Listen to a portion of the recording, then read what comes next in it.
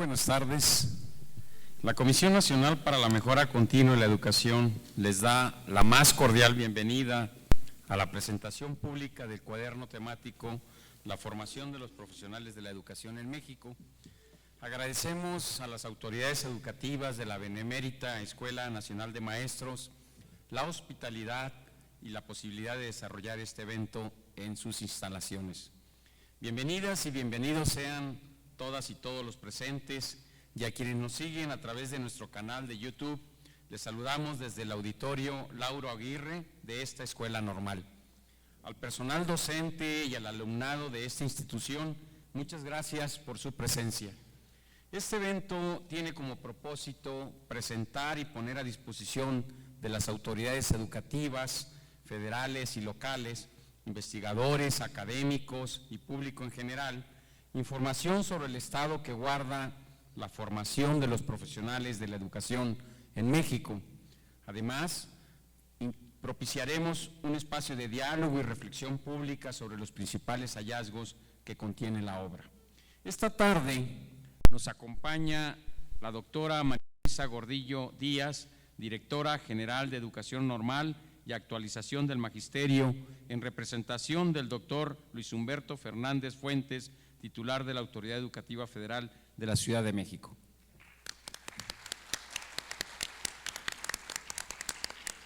También nos honra con su presencia la maestra María Guadalupe Ugalde Mancera, directora de la Escuela de la Benemérita Escuela Nacional de Maestros y anfitriona de este evento.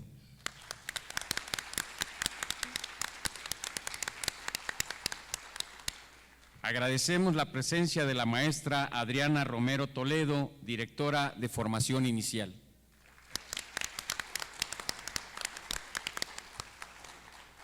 En nuestro panel contamos con la participación de la doctora Laura Eugenia Romero Silva, docente de la Benemérita Escuela Nacional de Maestros.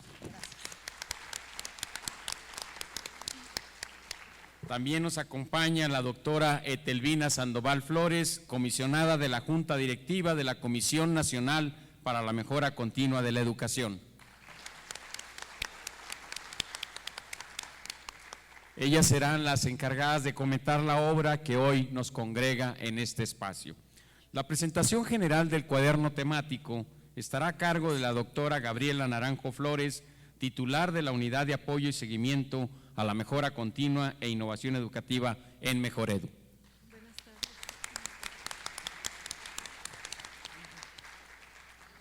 Pues bien, iniciaremos con la presentación y principales características de esta obra a cargo de la doctora Gabriela Naranjo Flores.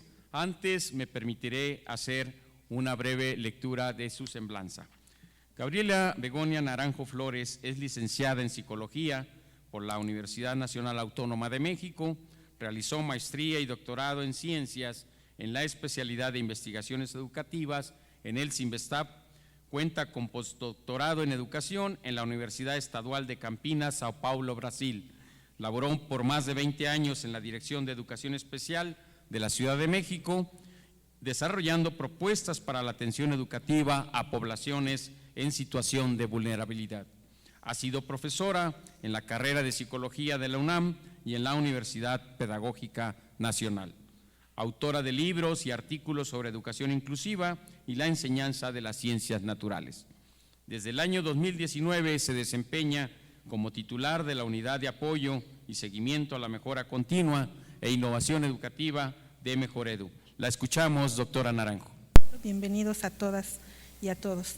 Bueno, iniciaré diciendo que la Comisión Nacional para la Mejora Continua de la Educación tiene diversas atribuciones constitucionales, pero entre ellas hay dos que quiero resaltar. La primera es, tenemos la responsabilidad de determinar indicadores de resultados de la mejora continua de la educación, dar cuenta de cómo vamos avanzando en el cumplimiento del derecho a la educación de las mexicanas y los mexicanos, y también generar y difundir información sobre el sistema educativo nacional que contribuye a los diferentes actores e instancias educativas a orientar y organizar sus esfuerzos para avanzar en educación. En cumplimiento de estas atribuciones, la siguiente, por favor, hemos publicado 3 obras, 3 ediciones de los indicadores nacionales para la mejora continua de la educación, el primero en 2020, el segundo en 2021, y el día de ayer justamente acabamos de publicar la edición de este año.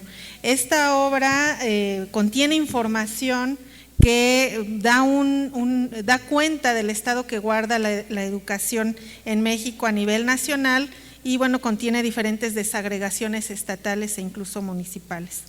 También hemos publicado en 2021 una serie de cuadernos de indicadores estatales para la mejora continua de la educación, uno por cada entidad federativa, en donde hacemos un análisis específico de la entidad, cómo en esa entidad se va avanzando en estos indicadores educativos.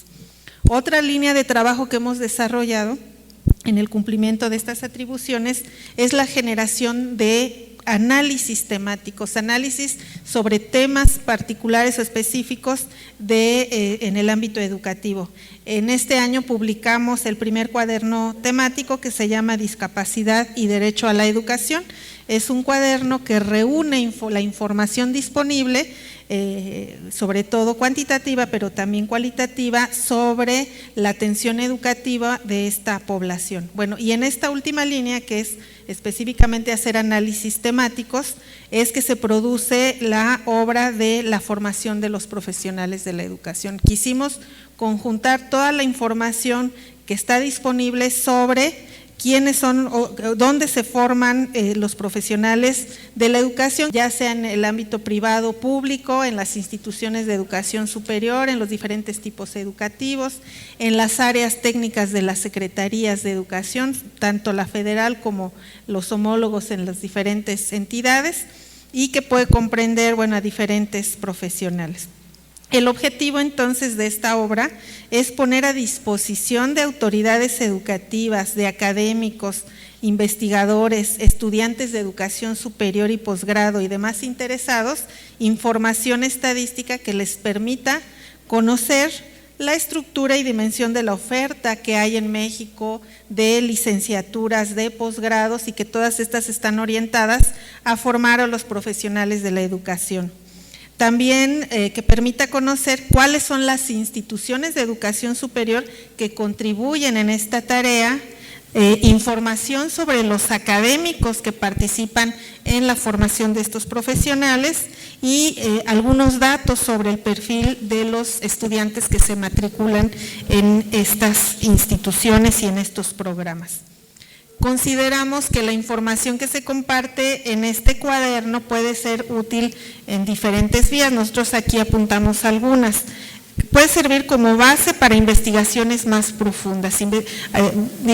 Las instituciones que se dedican y profesionales que se dedican a hacer investigación, aquí podrán encontrar información que pueda dar pautas sobre temas que son relevantes y que es necesario profundizar.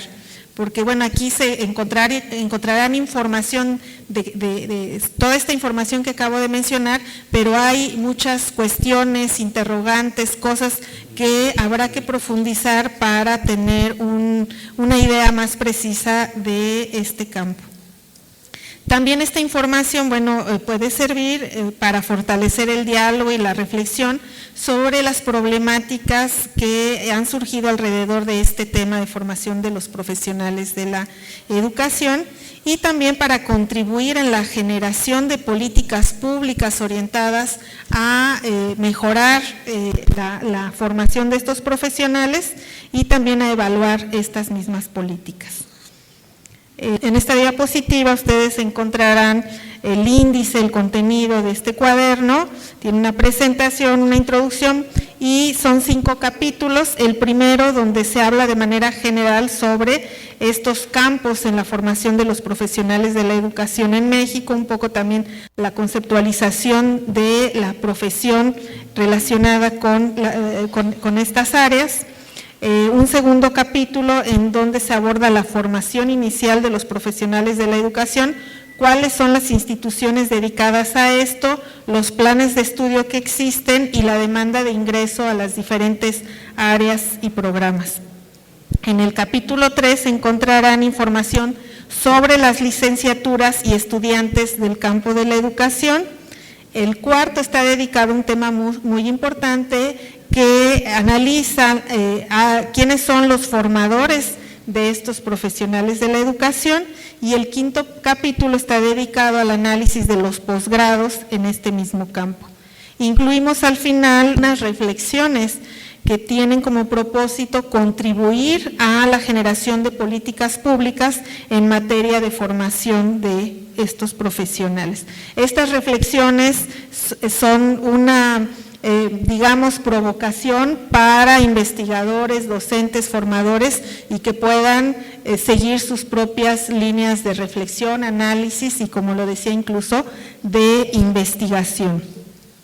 En cuanto a, nada más para dar algunos elementos del contenido de este cuaderno, por ejemplo, encontrarán un breve recorrido histórico sobre la fundación de las diferentes profesiones del campo de la educación, para ir mostrando cómo van surgiendo estas profesiones en un contexto histórico determinado, y ir mostrando a qué responden en la generación de estos campos y cuáles son las diferencias entre ellas y su contribución a la formación de estos profesionales. Entonces, ahí en una cronología muy breve, el surgimiento en 1601 de la docencia como profesión, luego la pedagogía en el 1954, 1967, el campo de la orientación educativa, en 1970, ciencias de la educación, 1979, planeación, evaluación e investigación educativa, y 1980, tecnología y comunicación educativa. Esta cronología así de sencilla ya nos da una idea, ¿no?, del surgimiento de estas carreras en el marco de, pues, los contextos históricos que vamos viviendo.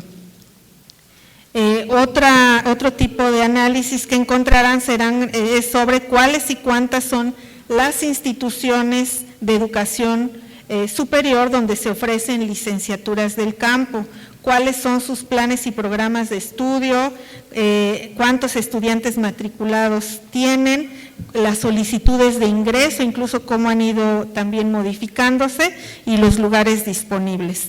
Entonces, bueno, aquí algunos datos que compartimos.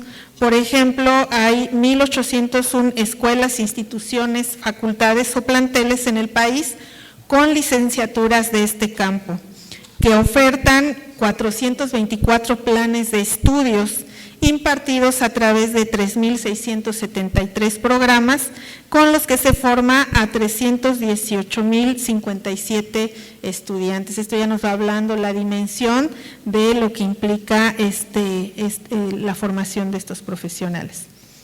Encontrarán, por ejemplo, también información sobre cada una de las 357 licenciaturas del campo amplio de la educación que existen en el país, tomando como referencia el ciclo escolar 2019-2020, encontrarán datos sobre matrícula, egresados, titulados y algunas características de las y los estudiantes.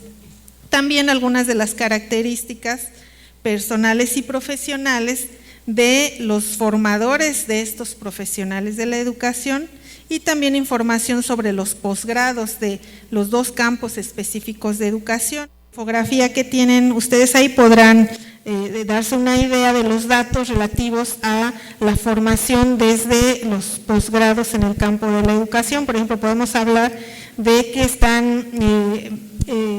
que hay 384,614 estudiantes de posgrado en el país, tomando como referencia el ciclo escolar 2019-2020, ofreciendo tanto especialidades como maestrías y doctorados. Están inscritos más de 90,000 estudiantes hablando del campo amplio, y bueno, ustedes encontrarán datos específicos relacionados con cada una de las áreas y donde se forman. Un dato, por ejemplo, muy interesante es ver el porcentaje de posgrados, de estudiantes que asisten a posgrados de instituciones privadas. Como ustedes pueden ver ahí, el 83.7% de las y los estudiantes se forman del campo de ciencias de la educación y pedagogía, se forman en instituciones privadas, y en el campo de formación docente es el 49.7%. O sea, esto ya nos da, son datos que nos dan como para analizar y decir muchas cosas, donde, bueno, ahí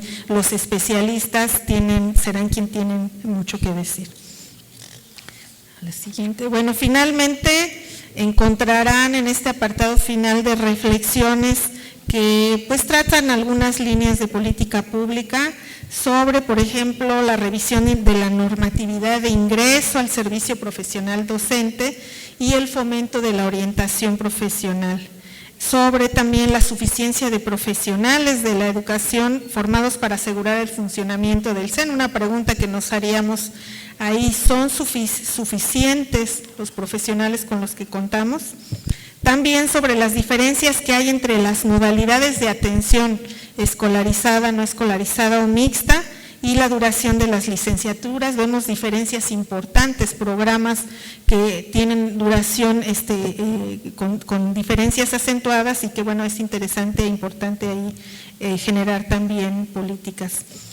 Sobre las características de los estudiantes de las licenciaturas y los posgrados, la contribución de las escuelas normales a la diversificación de los programas de posgrado, las condiciones laborales de los formadores, de los profesionales de la educación, la inclusión de la perspectiva de género en las políticas educativas nacionales y la necesidad de promover el levantamiento de información sobre este tema. Entonces, bueno, este cuaderno lo que intenta es conjuntar información y abrir estas posibilidades para el diálogo y para impulsar políticas públicas. Yo cerraría agradeciendo y compartiendo al público que nos acompaña, que en la revisión y retroalimentación de este cuaderno tuvimos múltiples lecturas, tanto al interior por los equipos de la comisión, la propia junta directiva, pero también con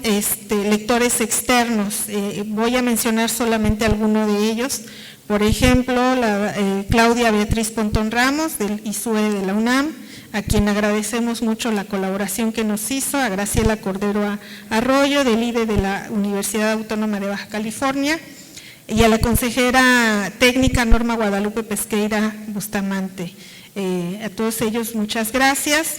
Además, también agradecer a Jesús Alberto Leiva Ortiz, director de Servicios Administrativos de la Benemérita y Centenaria Escuela Normal del Estado de San Luis Potosí, por el apoyo brindado para la toma de las fotografías. Agradecer mucho esta colaboración y el equipo de Mejor Edu que impulsó este esfuerzo tan importante, encabezado por la doctora Verónica Medrano. Muchas gracias. Muchas gracias, doctora Naranjo.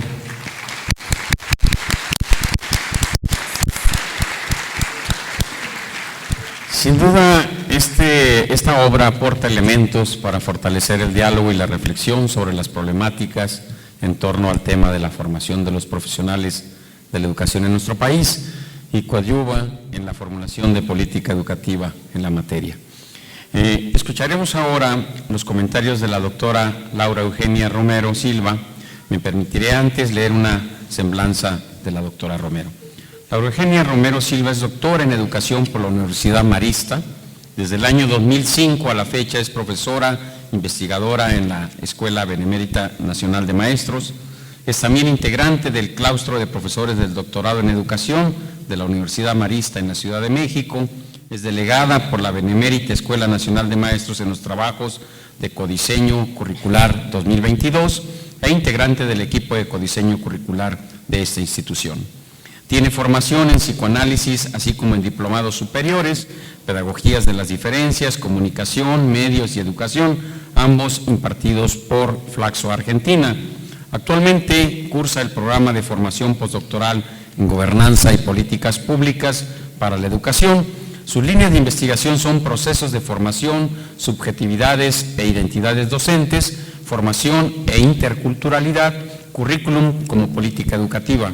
Algunas publicaciones de la doctora Laura son Navegar y El tiempo pasa 2019, ¿Por qué formar en interculturalidad?, publicado en 2021, narrar y compartir experiencias de aprendizaje, el camino recorrido, una formación humanista en el diseño curricular para las escuelas normales, que se publicó en este año 2022.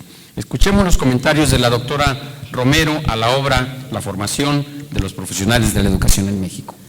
Muchas gracias.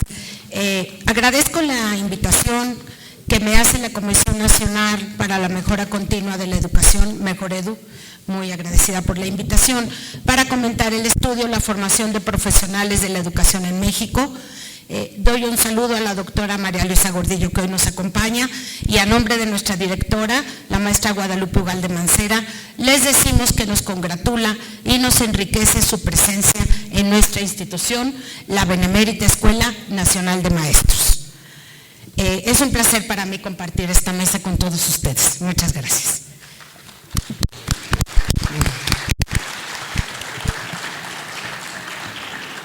La formación de profesionales de la educación en México es un estudio a modo de cuaderno temático que expone información sobre licenciaturas y posgrados dirigidos a la formación de profesionales de la educación. Los caracteriza y los visibiliza. Los pone al centro de la discusión. Su objetivo, como ya se mencionó, es poner al alcance de los responsables de la instrumentación de políticas públicas orientadas a la mejora continua de la educación, información sobre la estructura y la dimensión de la oferta de licenciaturas y posgrados orientados a la formación de los profesionales de la educación en México, información sobre las instituciones de educación superior que contribuyen a esta tarea y además características personales de las y los estudiantes matriculados y del personal académico que participa y que participamos en su formación. Por todo ello, enmarcan toda esta información en el ciclo escolar 2019-2020. Me remito a la presentación que tan atinadamente ya se hizo, que resulta tan pertinente, y omito una pequeña síntesis que yo misma elaboré de los capítulos una vez que realicé la lectura y el análisis del mismo, del documento que hoy nos convoca, y recupero que sin lugar a dudas, y como lo especifica en su lectura, como se especifica en la formación de profesionales de la educación de México, esta información abre posibilidades para el diálogo y la reflexión. Y a mí eso me parece muy importante. Que además impulsa políticas públicas en su sentido de pertinencia y que pretende contribuir en el desarrollo de investigaciones sobre el campo de la formación. En este sentido, del diálogo y la reflexión, y en mi carácter de formadora de docentes en esta institución, me permito los siguientes comentarios y lo aclaro. Recupero aquellas partes del texto que me fueron significativas y, en palabras de la doctora Naranjo, que son provocadoras para nosotros en la formación de docentes. Por ello, me ubico en el recorrido de los programas, acciones y estrategias dirigidas a la coordinación, transformación o fortalecimiento de las escuelas normales de 1996 al 2019. Escribo a partir de la página 24.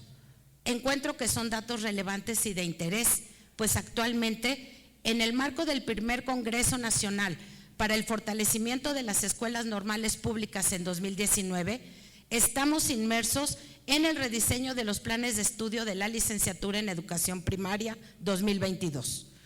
Sobra decir que los cambios curriculares son inciertos, extraños, que crean interrogantes y en algunos de nosotros resistencias, que implica para nuestra comunidad tomar acuerdos con la posibilidad de generar un campo de nuevas hipótesis y quizá novedosos enunciados desde miradas multireferenciales. Esto lo afirmo en el contexto de que por primera vez en las escuelas normales somos parte del codiseño curricular como actores. En la Benemérita Escuela Nacional de Maestros, con la encomienda del diseño de 21 espacios curriculares que se propusieron como parte de nuestra autonomía curricular estatal e institucional enunciada en el Congreso del 19. Mirarnos desde la profesión docente con nuestras singularidades y diferencias con respecto a los otros campos, ciencias de la educación y pedagogía, permite reconocernos como institución formadora de docentes desde nuestra historia y ante los retos que nos exige el contexto actual. Interesante para quienes formamos parte del normalismo mexicano, los datos que nos ofrece el cuaderno temático que hoy se presenta. Coincido en que la docencia es una profesión compleja y multifacética, enmarcada en condiciones laborales desiguales a través del territorio nacional, tal como se señala en el texto en la parte de la introducción. Y una de las principales diferencias que subrayo es que, a diferencia de los otros campos, la carrera de licenciado en educación primaria es llamada una profesión de Estado. Omito la definición que traigo por tiempo, y es desde esta profesión docente en donde encuentro que se habla de dos fuerzas simultáneas y contradictorias.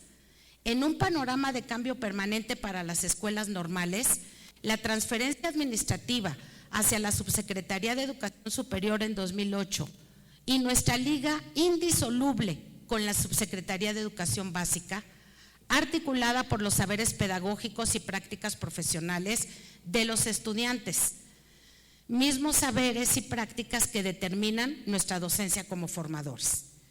La inserción de las normales a la educación superior es controvertida y, tal y como lo señala este cuaderno temático, la formación de profesionales de la educación en México, con desventajas con respecto a las universidades autónomas e institutos tecnológicos. Por ello, considero necesario generar nuestras propias propuestas dirigidas a los responsables de las políticas educativas. El cuaderno temático señala a la profesión docente como el profesional que asume ante el Estado y la sociedad la corresponsabilidad del aprendizaje de los estudiantes en los diferentes niveles, tipos educativos y especialidades. Al definirse la docencia como una profesión de Estado, como lo mencioné con anterioridad, nos interesan y estamos atentos como comunidad de las políticas de ingreso de los normalistas egresados al servicio profesional, así como de las medidas institucionales que incidan favorablemente en su contratación como profesionales, con el aval de la formación normalista, es decir, desde sus fortalezas, y no como promotores o guías o facilitadores, entre otros términos que generan ambigüedades en cuanto a la profesión docente, mismas que son señaladas en la página 27 de este cuaderno temático. En relación con la demanda de ingreso por campo, y estoy en el segundo capítulo, resulta alentador, además, desde nuestros propios compromisos y convicciones profesionales, que sean las 254 normales públicas las de mayor demanda para la profesión docente. 92,187 alumnos matriculados, de un total de 158,565, es decir, el 58.1%. Y por lo tanto, en este concierto estamos considerando a los 1,581 estudiantes de nuestra benemérita Escuela Nacional de Maestros. Es muy alentador que nosotros veamos estas cifras y que nos veamos como una institución en la cual tenemos una alta demanda, ¿no?, para estudiar. Nuestra licenciatura es escolarizada y tal y como se afirma en las conclusiones del 3. Sin embargo, falla un poco el micrófono, gracias. Sin embargo, gracias, es necesario que vayamos transitando a modelos híbridos, es mi postura. Para ello requerimos conectividad, equipamiento y habilitación digital, con el fin de estar a la altura en la era de la infocracia, el poder de la era de las informaciones. Y esta idea, para ello me baso en el filósofo Byung-Chul Han. Considero que son discursos y acciones que deberán ser parte de la agenda de la política educativa. En este estudio se considera y se visibiliza a los estudiantes, se ofrecen datos demográficos valiosos para conocernos y reconocernos como institución y sin lugar a dudas podemos transitar desde nuestras propias investigaciones de lo cuantitativo a lo cualitativo y bien romper esta separación, porque seguramente muchos de nosotros nos ubicamos en esta riqueza de las distintas miradas y de los métodos. Me causa curiosidad y pienso en mis estudiantes cuando yo leo estos datos y cuando veo en esta necesidad de centrarnos en las trayectorias académicas de ellos. Y yo veo que el cuaderno temático recupera muchas de las preguntas que nosotros como formadores de docentes nos hacemos. Es decir, ¿cuál fue tu primera elección de escuela, de institución, una vez que terminaste, ¿no?, el bachillerato?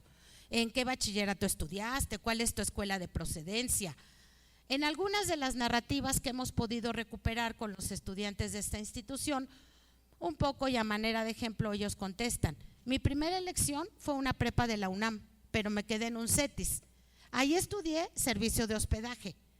¿Intentaste nuevamente en la UNAM para la licenciatura? Sí, agoté 2 oportunidades. Quería estudiar trabajo social o psicología, pero después decidí que quería ser maestro. En fin, transitar de los datos y empezarles a poner nombres y empezar a ver los significados que ellos mismos van construyendo en nuestras instituciones desde su formación inicial. ¿Quiénes somos los profesionales de la educación? Capítulo 4. Yo ahí me incluyo. ¿Quiénes somos los profesionales de la educación? Es un capítulo que me gustó mucho además. Y pues puedo encontrar una definición en algunos de los documentos: formador de formadores, qué es la formación, cómo la hemos discutido y desde dónde.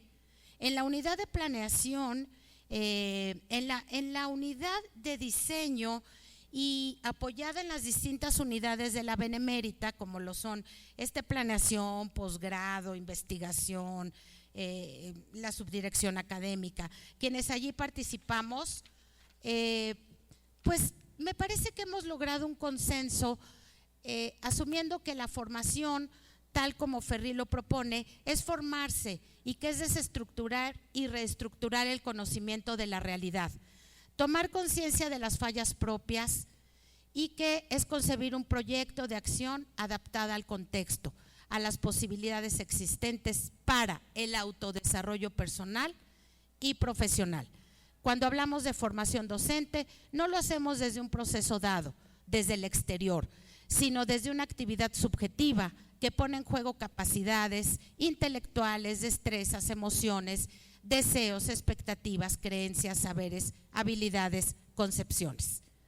Es ahí desde donde hemos estado construyendo nuestra propuesta de rediseño curricular. La planta docente de la BEM está integrada por 192 docentes, es decir, formamos parte de los 11,776 docentes en la modalidad escolarizada de las normales públicas, página 95. En porcentaje representamos el 1.63% del país. Me parece crucial caracterizar al formador de profesionales de la educación. Considero que es un acierto presentar un capítulo en torno a ellos, a nosotros, pues además de servirnos de los datos como insumo, las características profesionales y laborales, podemos trascender, y lo hemos estado haciendo, desde el vínculo docencia-investigación al ser parte de las instituciones de educación superior. ¿Qué tiempo dedicamos a las actividades docentes? ¿Qué tiempo dedicamos a las actividades de investigación? Y en fin, todos estos datos también nos ubican, nos permiten diferenciarnos, pero encontrar similitudes. Es un hecho que en las escuelas normales se tiene presente la centralidad de la práctica en la formación. Y yo considero que es nuestra riqueza y nuestra fortaleza. Es decir, un porcentaje alto de quienes formamos parte de la planta docente hemos sido profesores y o directores de primaria, secundaria, entre otros. Y pues podríamos considerar que es un porcentaje bajo de quienes nunca han ejercido la docencia en un tipo distinto, y ello nos lleva a ese vínculo arraigado del formador de docentes con la cultura de la educación básica y su certeza sobre sus saberes experienciales. Me parece que son temas que habría que discutir y que tendríamos que continuar. Entiendo a la institución como la condición identitaria que constituye al mundo social y a sus sujetos. Y vuelvo y cierro con el punto del cambio curricular, de la reforma curricular. Ante él, considero que las escuelas normales dirijamos nuestra atención, análisis y propuestas a los cambios de las escuelas de educación básica, a los posgrados como contribución del campo de la formación de maestros y maestras en servicio, a las políticas educativas de las instituciones de educación superior. Y por todo lo señalado y más, encuentro riqueza en el estudio, la formación de profesionales de la educación en México, desde los datos que nos proporciona, así como en sus reflexiones. Su lectura crítica nos aleja de aquellas consignas de un normalismo débil a histórico. Me quedo con la tarea de discutir con mis colegas sobre la endogamia, en la que posiblemente nos ubiquen, sobre la necesidad de visibilizarnos como institución de educación superior desde los vínculos que estamos generando con otras instituciones, desde la licenciatura y también desde los posgrados, así como las actividades que desarrollamos con relación al vínculo docencia-investigación. Es desde allí que visibilizamos las fortalezas y las riquezas del normalismo en relación con las prácticas docentes y con la investigación de las mismas, que como generación de conocimiento y desde nuestra condición identitaria creamos nuevos sentidos y significaciones del papel de las normales mexicanas y su contribución a la educación en las escuelas primarias públicas. Muchas gracias.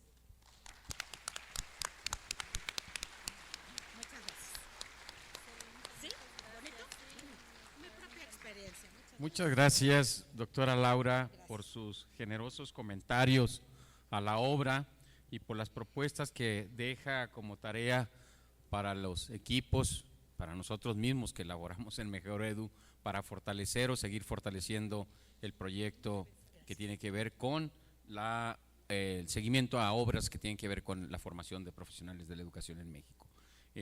Ahora escucharemos los comentarios de la doctora Etelvina Sandoval. Antes haré una breve semblanza de su trayectoria. La doctora Etelvina es doctora en Pedagogía por la UNAM y maestra en Ciencias con especialidad en Educación por el Departamento de Investigaciones Educativas, profesora de Educación Secundaria con especialidad en Psicología Educativa por la Escuela Normal Superior de México y de Primaria por la Benemérita Escuela Nacional de Maestros. Es profesora titular de tiempo completo en la UPN, miembro del Sistema Nacional de Investigadores de 1990 a 2018 y socia fundadora del Consejo Mexicano de Investigación Educativa. Fue directora general de Educación Normal y Actualización del Magisterio en el Distrito Federal, el entonces Distrito Federal, y presidenta de la Asociación Civil Escuela de Educación Normal José Santos Valdés. Como investigadora educativa desde hace más de 30 años, ha realizado estudios desde un enfoque sociocultural con perspectiva etnográfica, centrándose en el trabajo docente de niveles básicos y las condiciones en que se realiza. Actualmente es comisionada de la Junta Directiva de Mejor Edu. La escuchamos, doctora Etelvina. Pues muchas gracias, es un honor estar en mi alma mater, la escuela donde entré todavía cuando la carrera era de 3 años después de la secundaria, queridos. Agradezco muchísimo la generosidad de la maestra Lupita, de los formadores de esta escuela, de la maestra Gordillo, de la Dirección General de Educación Normal a Ciudad de México, y también reconozco el apoyo del doctor Luis Humberto, que está muy al pendiente de la presentación de este trabajo. Quiero agradecerles porque para nosotros es muy importante que los trabajos que la Comisión Nacional para la Mejora Continua de la Educación, que le llamaremos Mejor Edu, le hemos llamado Mejor Edu como para simplificar y acortar un poco este nombre tan largo, desarrollamos, que ya lo presentaba la doctora Naranjo. Tenemos una serie de trabajos y una serie de atribuciones. Una de ellas es la de producción del conocimiento. Producción del conocimiento a partir de la elaboración tanto de estudios e investigaciones como de indicadores y de sugerencias y de materiales que se desarrollan en la comisión, al mismo tiempo que nos toca la otra parte, que es la de normar lineamientos y criterios que también, es decir, es una institución que tiene un campo muy amplio de trabajo, pero sobre todo porque nos interesa que este trabajo llegue a quienes hacen la educación, que son los maestros, los que están frente a grupo, los estudiantes, los futuros maestros y las autoridades educativas. Por eso abrir este diálogo para nosotros es muy importante. No solamente porque es la presentación de un trabajo importante, aquí coordinado por el doctor Encinas, que él no se presentó, pero yo lo presento, que es el director general de algo, de seguimiento a la mejora, y que ha sido coordinado por él en la unidad de la doctora Gaby, y que además yo me siento en casa aquí con Laura, con esa lectura que hizo, con los maestros, algunos de los cuales conozco muy bien, porque finalmente en el camino andamos y nos reconocemos además, siempre nos conocemos y nos reconocemos, y con los estudiantes, los futuros maestros. En ese sentido, yo quisiera plantear algunas reflexiones que el texto me dejó. Ya fue presentado por Gaby y comentado por la maestra Laura Eugenia. Yo quisiera hacer la otra lectura. ¿Qué podemos encontrar en este texto? Aparentemente podríamos pensar que es un texto de números, un texto de estadísticas, un texto que nos da información que puede ser muy útil para investigadores educativos. Yo recuerdo que cuando empecé en mi época de investigadora, pues la estadística educativa era muy pobre, muy, muy pobre. Yo estaba haciendo una investigación sobre mujeres en educación, maestras, y no había casi manera de encontrar datos que la Secretaría de Educación Pública produjera, por lo menos no había datos públicos. Cada vez los datos son más públicos y nos sirven para algo. Creo que los datos no hablan solos, los datos hablan a través de quien los lee, los interpreta, los analiza, pero sobre todo los usa. Y creo que esta es la idea de este texto. Se está presentando un documento donde se da información y se hacen algunas reflexiones al respecto que son además muy interesantes, pero la intencionalidad es este texto, cómo lo podemos usar desde nuestros distintos espacios.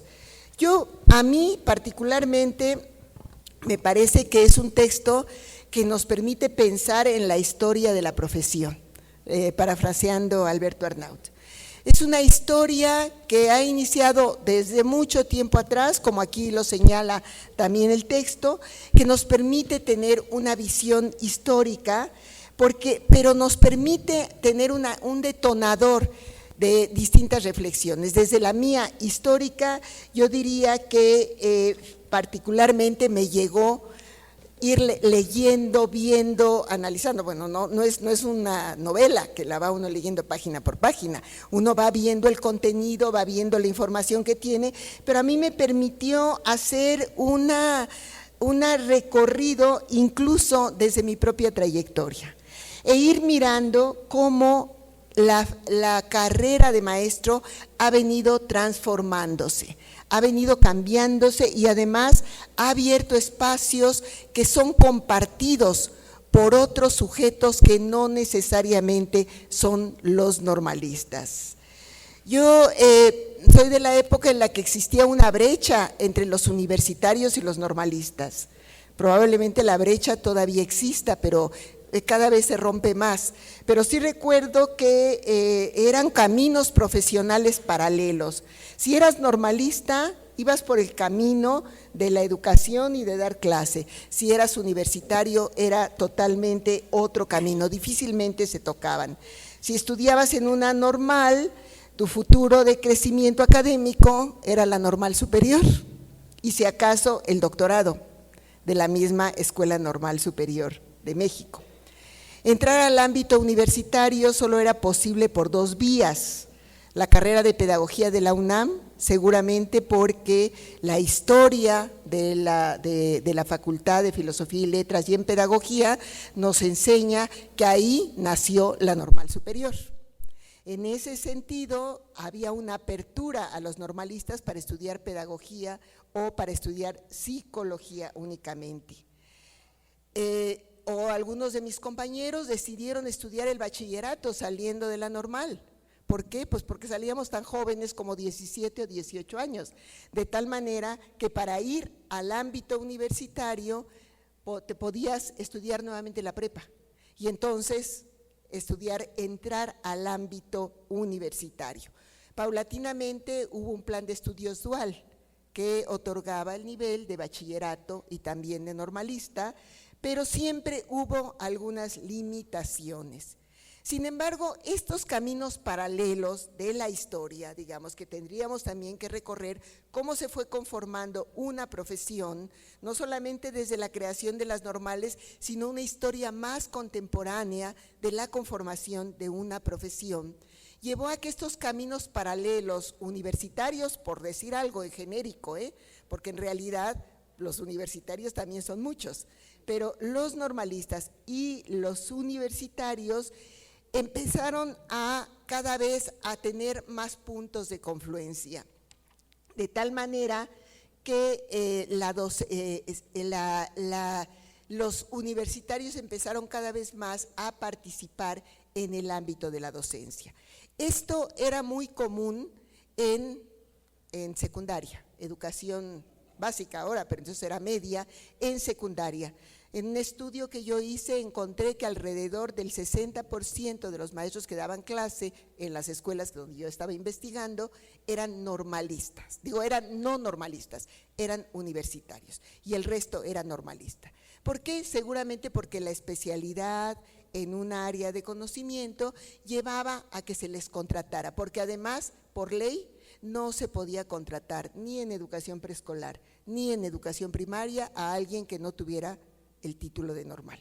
Y en eso estamos hablando hasta el año 2000, en el cual, 2000 y pico, en el cual cuando se hace obligatoria el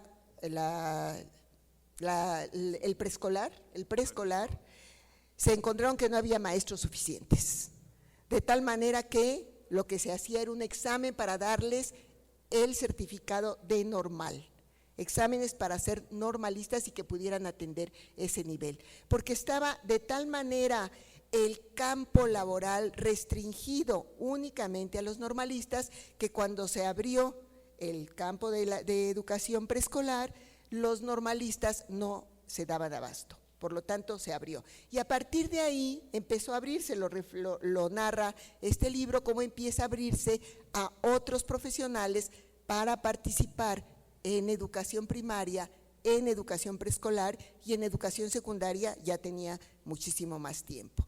Esto que ahora estamos viendo, que se denomina profesionales de la educación, es una historia que ha venido construyéndose desde hace mucho tiempo y que tal vez tendríamos que analizar qué aprendizajes nos ha dejado, qué ventajas nos ha traído, que me parece que es muy importante. De cualquier manera, es el otro reflexión que yo tuve, es cómo un proyecto educativo no se da abasto para atender todas las necesidades. Cómo se van construyendo proyectos educativos que requieren atender las distintas necesidades educativas que van creciendo a la par que va creciendo la población. Que yo les ponía de ejemplo, las maestras de preescolar, que fueron una necesidad en su momento, pero también se abrieron otras necesidades. La necesidad de atender, por ejemplo, maestros de educación media, que no está resuelta y que tenemos además un gran déficit de profesores que tengan una formación pedagógica en una edad, en una etapa de alumnos a la cual requieren muchísimo conocimiento de la pedagogía, no solamente de la materia, sino también de la pedagogía. Esto es un campo que se abre también la formación para maestros de educación media. Pero así como se abrió el campo del Instituto Federal de Capacitación para poderles dar la licenciatura a los maestros rurales que no la tenían, no era la licenciatura, el título de maestro de educación primaria, también empezaron a abrirse otras carreras para incursionar en el campo de la docencia. Los pedagogos que estaban por su rumbo, digamos, por su propio camino, empezaron a incursionar cada vez más en educación primaria y en educación preescolar y en educación secundaria, al abrirse esta posibilidad de participar. Y aquí esta necesidad de ir creando nuevas instituciones creó también la UPN, la Universidad Pedagógica Nacional, que en 1979, ¿no me equivoco? 79, sí, pues ya tiene 40 y tantos años, 50, 78, 79, se crea inicialmente para formar profesionales de la educación. Aparece ese título, profesionales de la educación que no son docentes, pero que trabajan en el campo educativo. Esto es algo muy importante que además este cuaderno que ahora estamos, esta obra que ahora estamos presentando, nos lleva a pensar cómo se fueron agregando una serie de profesionales para trabajar en el campo de la docencia, que no fueron formados para la docencia, pero que sí se fueron formando en la práctica misma. La Universidad Pedagógica no estaba para eso. En Ajusco era para formar profesionales de la educación y en todas las unidades del país era para nivelar a los maestros que no tenían la licenciatura. Así se fue creando. Posteriormente empezó a tener otras licenciaturas e incursionó en el mundo de los posgrados. También los posgrados son otra área que se ha abierto por necesidades educativas. Cada vez son más los profesores que quieren continuar estudiando. Tenemos ahora un magisterio altamente escolarizado. Y este documento nos habla de los posgrados, cómo se han abierto y también nos señala que muchísimos posgrados son posgrados que impulsan instituciones particulares. Me parece que este es un campo muy importante para las escuelas normales, para poder formar en posgrados y en cuestiones específicas de la docencia a los jóvenes que egresan de las normales. Es decir, el campo que la necesidad ha abierto también tiene un componente político. Me parece que fortalecer las instituciones formadoras de maestros, específicamente en este caso las normales, nos tiene que ir llevando a mirar otros caminos. El camino de preparar a los maestros de educación media, por ejemplo, el camino de tener posgrados, el camino de poder plantearnos ciertas especialidades que son necesarias porque la profesión va cambiando, la sociedad nos va exigiendo nuevas cosas, no es la misma época de cuando la normal se creó o la época de cuando yo salí, nos van exigiendo nuevas cosas. Por lo tanto, es muy importante a partir de este dato repensar lo que somos y para dónde vamos. La otra reflexión que detonó en mí fue el de la política. Necesariamente la política en términos de las instituciones formadoras de maestros ha sido una política pendular.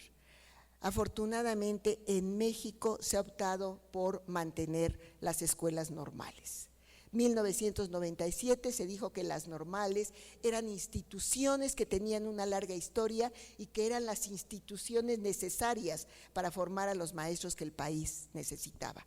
Una larga tradición, una larga historia y un gran conocimiento. Sin embargo, esta misma política en el 2013 nos cambió la jugada. Y resulta que en el 2013 las normales eran una rémora, ¿no? Y se hablaba de que teníamos que tener nuevos maestros que no eran necesariamente los que las normales formaban. Se acordarán ustedes aquello de hay que acabar con el monopolio de las escuelas normales en la formación de maestros. Esa era una consigna que se tenía y por lo tanto la manera de ir acabando con eso fue ir cada vez más restringiendo aquello que era producto de las normales. Son docentes formados por el Estado para trabajar en las escuelas que el Estado ha creado, ¿no?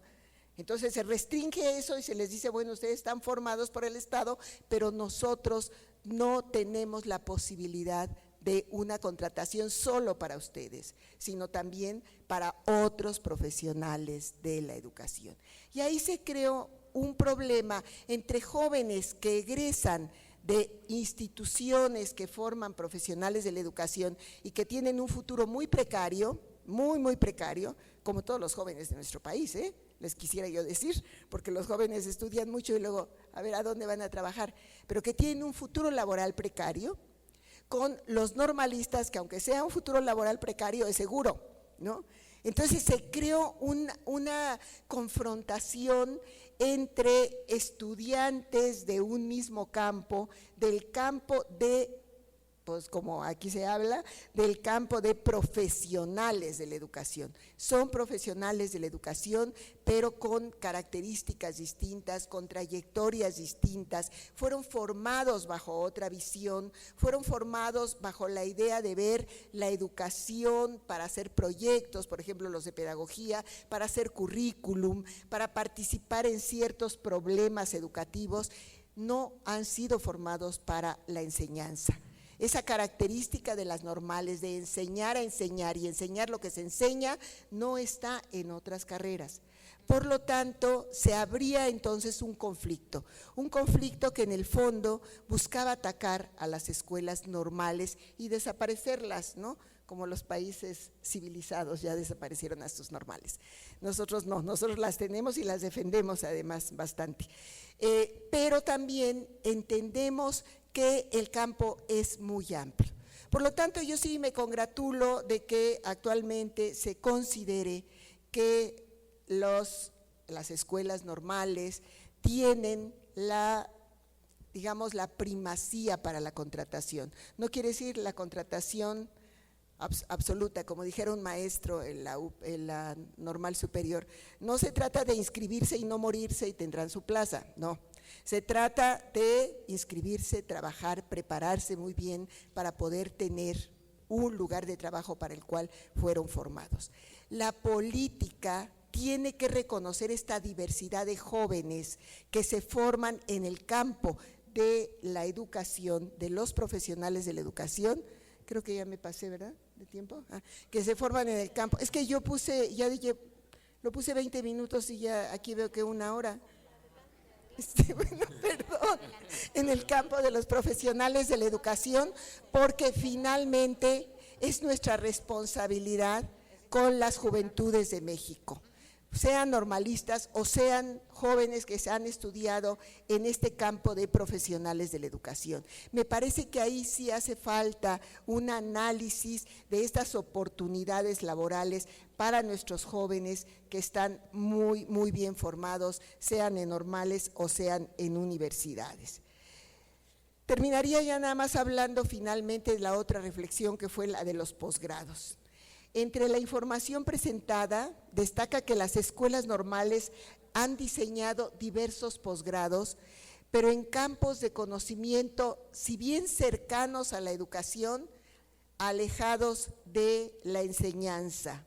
Y me parece que la pedagogía y la didáctica es una de las fortalezas de las normales. Tal vez esto pudiera servir para reflexionar en los posgrados, porque nosotros planteábamos posgrados como administración, gestión, que van dirigidos a directores o supervisores, así como tal vez la mejora en conocimientos disciplinares o en campos específicos, pero me parece que sí es muy importante plantearse posgrados para nuestros egresados y para los maestros en servicio que recuperen estas necesidades pedagógicas, didácticas, de las cuales ustedes pues son realmente generadores de ellas y además tienen una gran experiencia.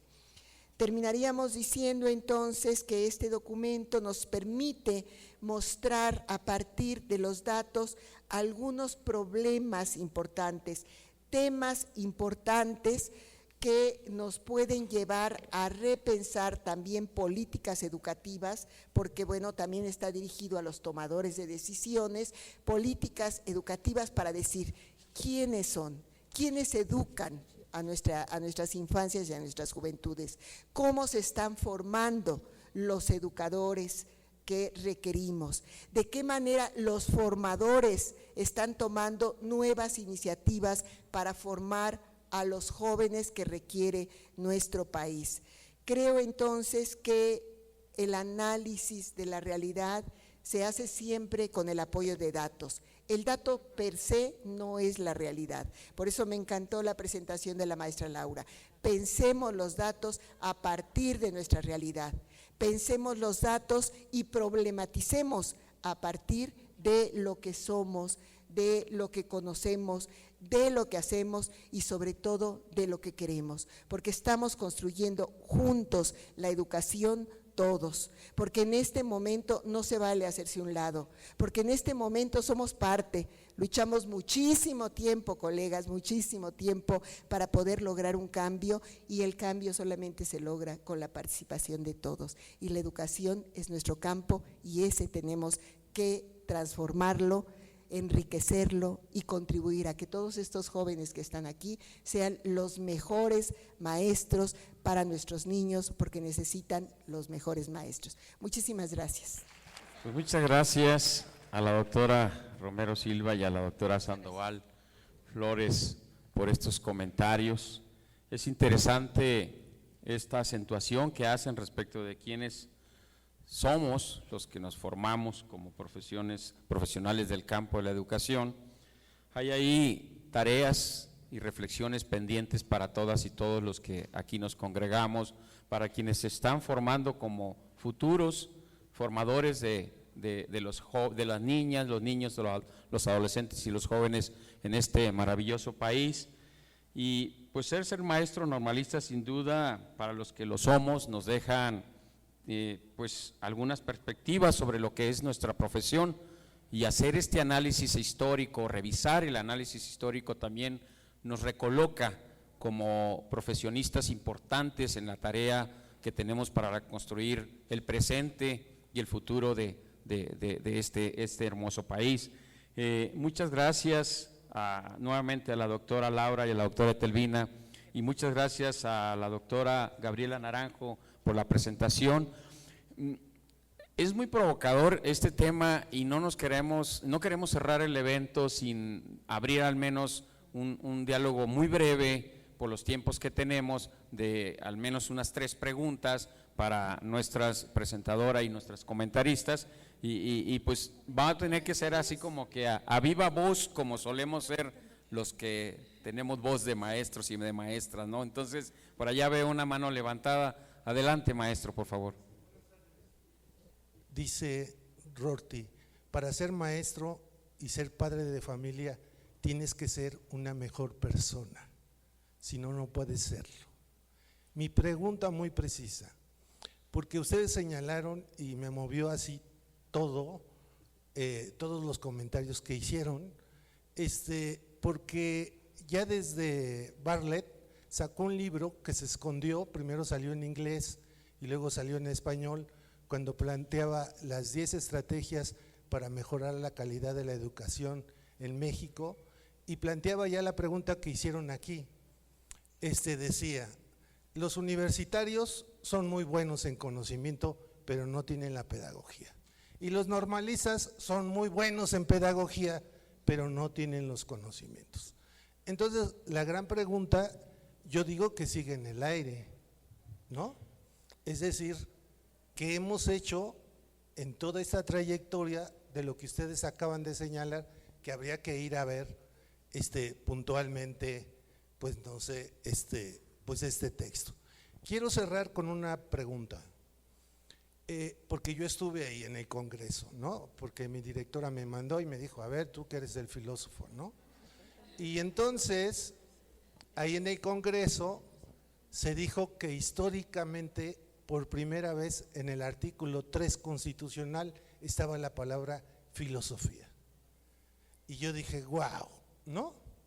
Y la pregunta sería, si está en estos cuadernillos, porque un concepto de cualquier filósofo que está aquí presente, porque no soy el único, es que lo primero que tienes que enseñarle a un niño es ética. En segundo lugar, pensamiento científico. Y en el último que sí aparece en la escuela nueva es el de estética. Y que yo digo, wow, hasta que se le ocurre a alguien meter la estética. ¿Y qué es la ética? Así brevemente, por eso va mi pregunta. La ética no es haber tomado un diplomado de ética, no es haber llevado ética, no es haber llevado derechos humanos, eso no es ética. Ética es la máxima kantiana, pensar, pensar, pensar. Y la pregunta es, ¿va la ética en todo esto que acaban de plantear? Porque si no, yo digo que seguimos en el aire. Lo primero que tenemos que enseñarle a un niño es ética y después matemáticas y español. Muchas gracias.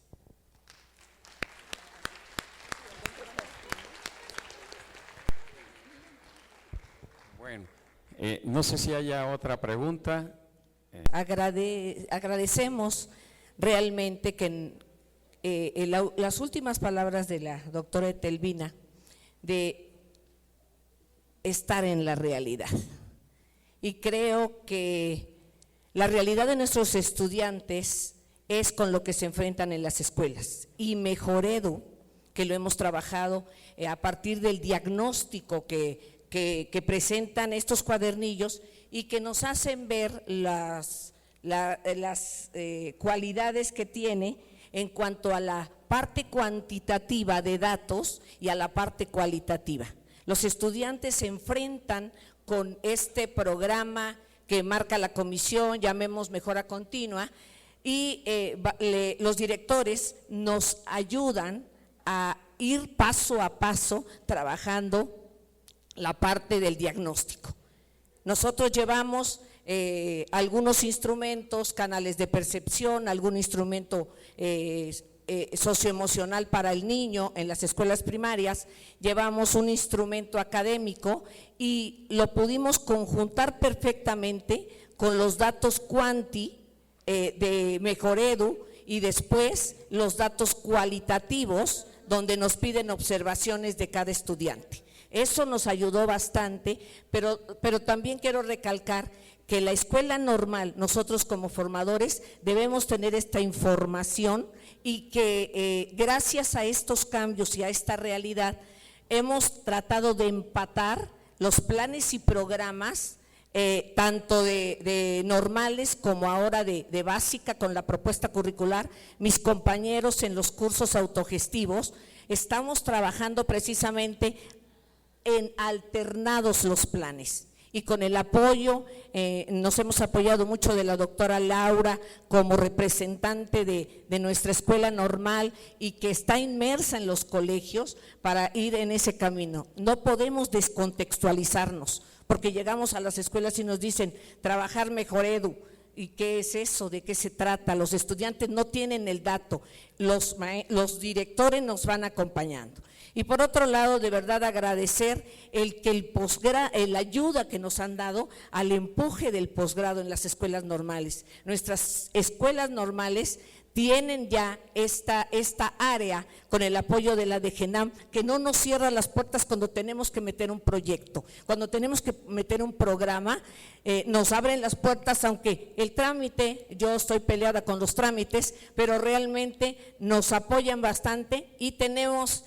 Laurita a lo mejor no lo tienen en el dato, tenemos 1,500 alumnos de licenciatura y 90 maestrantes de 2 generaciones, con una propuesta de maestría profesionalizante, de la que mencionaba usted, una maestría en docencia para educación básica que estamos trabajando en el posgrado con apoyo, por supuesto, de nuestra directora, de nuestros compañeros que no reciben un peso porque estamos en vespertino y estamos en sabatino. De verdad agradecemos que tengamos esta actualización, estas propuestas y que las tengamos vigentes. Muchas gracias. Muchas gracias. Una más para cerrar esta ronda de preguntas y que puedan nuestros comentaristas atenderlas. Creo que por acá, allá está el micrófono. Sí, adelante. Sí, gracias. Buenas tardes. Hola. Básicamente, más que una pregunta, es una sugerencia. A mí me parece que la información que estamos recibiendo es muy importante y yo quisiera sugerir que rompamos las estructuras verticales y convirtamos esto en un asunto más horizontal. De manera que estos datos que ustedes nos están dando a partir de este texto nos permitan leerlo y que exista retroalimentación. Es decir, que no se quede nada más en lo que ya vinieron a presentar, que ya lo escuchamos, que nosotros nos quedamos con nuestro análisis y que no hay una devolución de lo que estamos leyendo. Eso me parece muy importante porque me parece que tenemos que apelar más a la horizontalidad. Yo creo que si se trata de que se plantea la idea de hacer la diferencia, no podemos plantearnos políticas como las que se generaban antes. Y en ese sentido me parece que la idea es la horizontalidad. Entonces, la convocatoria es, ¿por qué no establecemos una agenda en donde nos permitan nuevamente, bueno, no nos permitan, los convocamos a que vengan nuevamente y platiquemos sobre lo que leímos? Y eso me parece que genera un diálogo. E independientemente de si se graba o no se graba, que es lo que menos me importa, a mí lo que me interesa es que podamos tener esa posibilidad de dialogar, porque los datos que presentaron me parece muy interesante. A partir de que presentan el índice que presentó la doctora, claro que me quedo interesado. Con la ruta que marcó la doctora Etelvina, si algo me interesa es exactamente la parte de la historia, de cómo se ha generado la profesión de ser maestro. Creo que sí es conveniente que tengamos estos diálogos, porque yo creo que solamente con la dialogicidad podemos generar este tipo de debates. Esa es mi sugerencia. Gracias. Muchas gracias. Bien, una más que está de este lado, Aarón.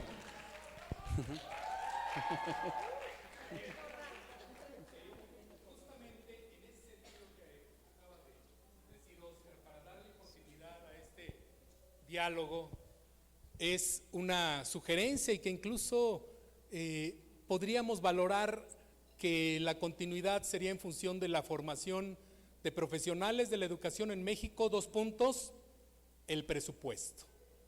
Porque me parece que junto con las 148 hojas que tiene el documento, que ya se empezó a socializar aquí entre los compañeros académicos y estudiantes, sí hay que darle continuidad a las ideas, y creo un gran faltante es justamente, a reserva de que lo revisemos más detalladamente, es hablar sobre la distribución del presupuesto, porque a final de cuentas esos datos que se muestran como logros pues van acompañados de un respaldo de secretarías de educación de nuestras 32 entidades de la República y en nuestro caso de nuestras 2 instancias que nos contribuyen sin y con presupuesto. Hablo concretamente de la Ciudad de México, en donde pues por un lado avanza la Secretaría de Educación de la doctora Sheinbaum y por otro lado tenemos la Administración Federal, y que hay cierta opacidad en la distribución de recursos y que creo que es indispensable su transparencia. De ahí la sugerencia de que haya continuidad, que haya diálogo para poder entonces darle una lectura más cabal a una presentación de datos que sea fidedigna en función de que nos llegue y que la podamos trabajar con nuestros estudiantes, que la podamos transparentar y decir orgullosamente. Yo participé ahí como en varios momentos, tanto Laura Eugenia como la doctora Etelvina nos decían, sí, orgullosamente estamos aquí y estamos enseñándole a nuestros futuros maestros en México. Ahí está la sugerencia. Muchas gracias. Bien, muchas gracias. Ahora voy a cederle la voz a nuestras comentaristas. Bueno, pues maestra Laura, si usted quiere iniciar, comentar, o la doctora Naranjo, ustedes díganme, ¿cómo le? A ver. Sí, vamos a ser breve. Pues muchas gracias por los comentarios, son reflexiones que nos llevamos con toda la disposición para continuar o más bien abrir más este diálogo. Hoy fue el propósito presentar la obra, está disponible en la página institucional de Mejoredu, que es www.mejoredu.gov.mx, ahí podrán encontrar la obra y estamos abiertos a que nos convoquen a este diálogo con todo gusto. Hay temas pendientes como plantea el maestro, nosotros nos llevamos la propuesta, la valoramos. Quiero decirles que Mejoredu, todos los análisis, los datos que presentamos no son levantados por la propia institución, nosotros hacemos búsquedas de diferentes fuentes de datos, formato 911, por ejemplo, los censos, las encuestas que realiza INEGI, los datos que publica Coneval, nos estamos acercando, por ejemplo, al DIF, o sea, muchas instituciones que levantan información y esa es la información que nosotros analizamos, procesamos y hacemos estos análisis. El tema del presupuesto es sin duda un tema importante en el que estamos trabajando y viendo esta posibilidad de recabar la información. Y bueno, creo que sí hay temas pendientes, este es un primer esfuerzo, creo que los especialistas están aquí y como les dije es una provocación para abrir estas reflexiones y yo creo que se puede ir profundizando en la medida del interés de los grupos específicos. Yo celebro mucho pues que se dé este diálogo y quedamos a la disposición, es lo que yo en este momento pudiera comentar. Gracias. Gracias. Pues muy brevemente también, porque en realidad más que preguntas son como temas para discutir y para debatir, me parece todo esto del posgrado. Yo a mí solamente me gustaría dejar en claro que la Mejoredu es una comisión, digamos, surge en lugar del Instituto Nacional de Evaluación de la Educación, ¿no?, que tenía como objeto crear un sistema nacional de evaluación en el contexto de todas estas políticas internacionales donde se planteaba que había que tener una política de rendición de cuentas. La Mejoredu surge en lugar de esto para construir o para coordinar un sistema nacional para la mejora continua de la educación. Y como ustedes se podrán dar cuenta simplemente por el nombre, pues es algo que está en construcción y que además requiere de la participación de todos, autoridades educativas federales, autoridades educativas locales, maestros, padres de familia, sociedad, como ya lo decía Gaby.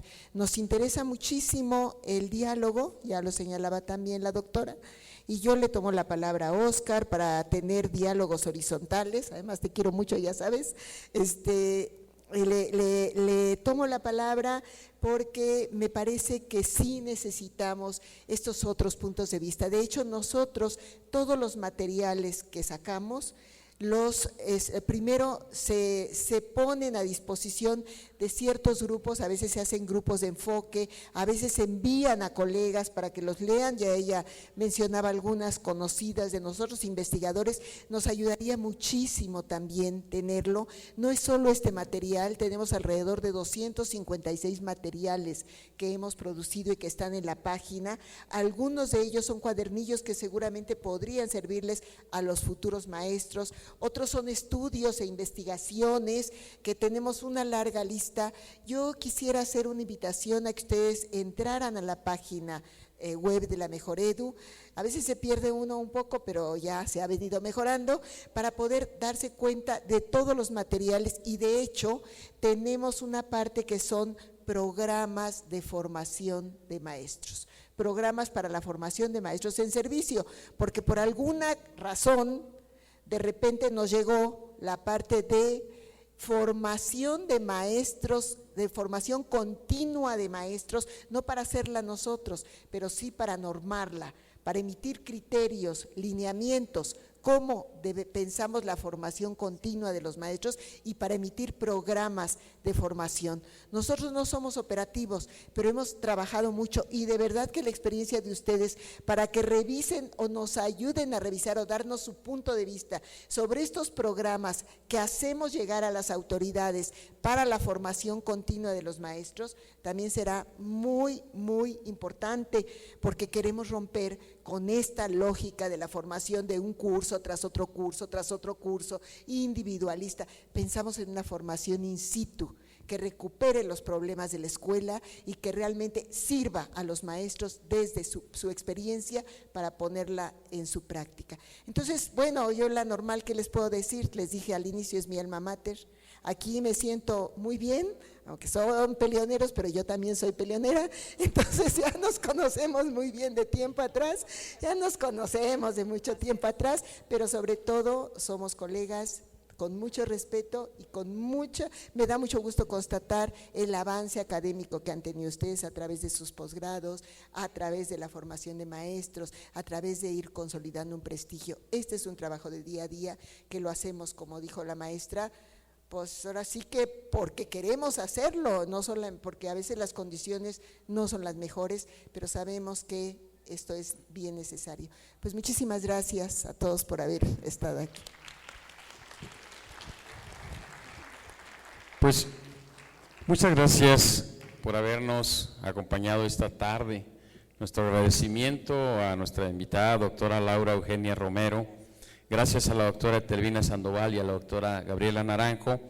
De manera especial agradecemos a las autoridades educativas que nos acompañaron, a la directora de esta alma mater, a las y los maestros y a todo el alumnado que hoy se congregó en este espacio y a quienes asistieron de otros lugares para seguir este evento. Los invitamos a que nos visiten en nuestra página. Ya la doctora Sandoval les dijo que tenemos varios materiales ahí, ya la doctora Gabriela Naranjo les dijo dónde está, dónde nos pueden seguir. Hay muchísimo material y otros materiales que estaremos por publicar. Yo soy Abel Encinas, muy buenas tardes, muchas gracias, que tengan excelente día, hasta luego. Gobierno de México.